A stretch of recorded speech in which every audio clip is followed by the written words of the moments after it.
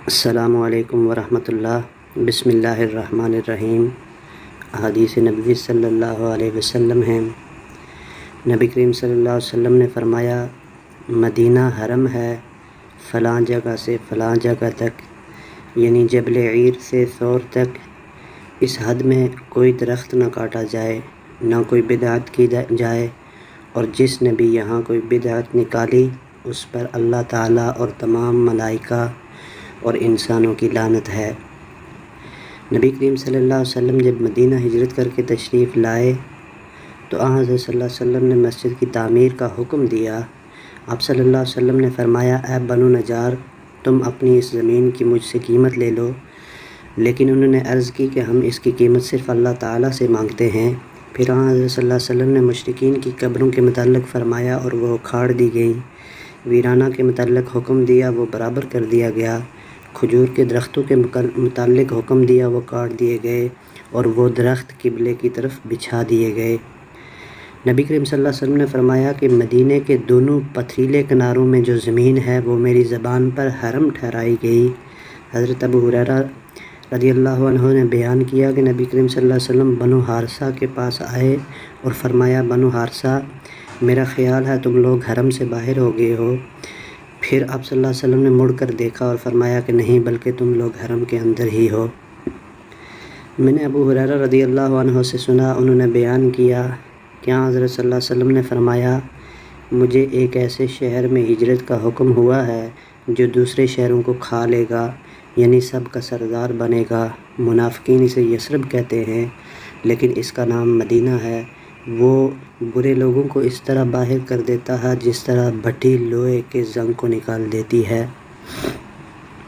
ابو ہریرہ رضی اللہ عنہ فرمایا کرتے تھے، اگر میں مدینے میں ہرن چرتے ہوئے دیکھوں تو انہیں کبھی نہ چھیڑوں، کیونکہ رسول اللہ صلی اللہ علیہ وسلم نے فرمایا تھا کہ مدینے کی زمین دونوں پتھریلے میدانوں کے بیچ میں حرم ہے۔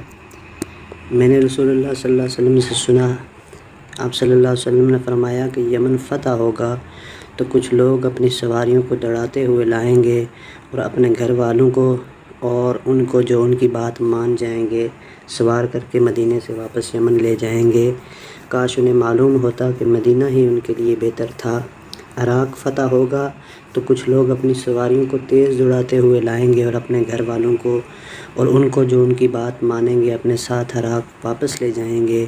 کاش انہیں معلوم ہوتا کہ مدینہ ہی ان کے لیے بہتر تھا۔ حضرت صلی اللہ علیہ وسلم نے فرمایا تھا کہ اہل مدینہ کے ساتھ جو شخص بھی فریب کرے گا وہ اس طرح گل جائے گا جیسے نمک پانی میں گل جایا کرتا ہے۔ ہم سے خبیب بن عبد الرحمن نے، ان سے حفص بن عاصم نے اور ان سے حضرت ابو ہریرہ رضی اللہ عنہ نے بیان کیا کہ رسول اللہ صلی اللہ علیہ وسلم نے فرمایا، قیامت کے قریب ایمان مدینے میں اس طرح سمٹ آئے گا جیسے سانپ سمٹ کر اپنے بل میں آ جایا کرتا ہے۔ نبی کریم صلی اللہ علیہ وسلم نے فرمایا کہ میرے گھر اور میرے ممبر کے درمیان جنت کے باغوں میں سے ایک باغ ہے اور میرا ممبر قیامت کے دن میرے حوض کوثر پر ہوگا۔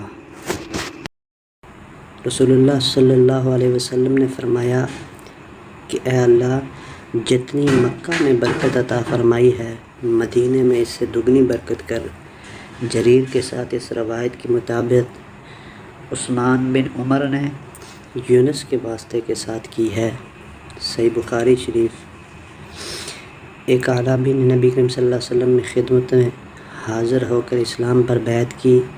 دوسرے دن آیا تو اسے بخار چڑھا ہوا تھا، کہنے لگا میری بیعت کو توڑ دیجئے۔ 3 بار اس نے یہی کہا۔ آپ صلی اللہ علیہ وسلم نے انکار کیا، پھر فرمایا کہ مدینے کی مثال بھٹی کی سی ہے کہ میل کچیل کو دور کر کے خالص جوہر کو نکھار دیتی ہے۔ رسول اللہ صلی اللہ علیہ وسلم نے فرمایا، کوئی ایسا شہر نہیں ملے گا جسے دجال پامال نہ کرے گا سوائے مکے اور مدینے کے۔ ان کے ہر راستے پر صف بستہ فرشتے کھڑے ہوں گے جو ان کی حفاظت کریں گے۔ پھر مدینے کی زمین 3 مرتبہ کانپے گی، جس سے ایک ایک کافر اور منافق کو اللہ اس میں سے باہر کر دے گا۔ نبی کریم صلی اللہ علیہ وسلم نے فرمایا کہ مدینے پر دجال کا رعب بھی نہیں پڑے گا۔ اس دور میں مدینے کے 7 دروازے ہوں گے اور ہر دروازے پر 2 فرشتے ہوں گے۔